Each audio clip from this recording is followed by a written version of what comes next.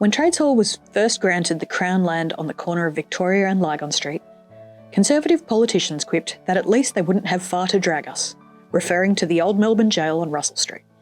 Then, as now, being a unionist meant coming into conflict with the laws written by a ruling class intent on repressing workers and preserving power for a privileged few.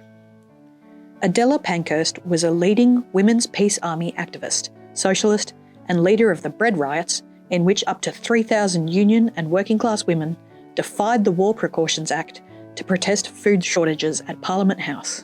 In 1917, she was arrested for her role in the riot, and during her 2 months in Pentridge Jail, was regularly serenaded by women activists, aiming to keep her spirits up. On 15th of May 1969, Clary OShea, Secretary of the Australian Tramway and Motor Omnibus Employees Association, was jailed for refusing to pay penal powers fines accrued by the union. Over the next 6 days, 1.5 million people struck or participated in stop work meetings, demanding the release of OShea, striking for the right to strike. In Victoria, transport stopped, the ports shut down, and the electricity supply was disrupted. After 6 days, an anonymous donor paid the outstanding fines, and OShea was freed.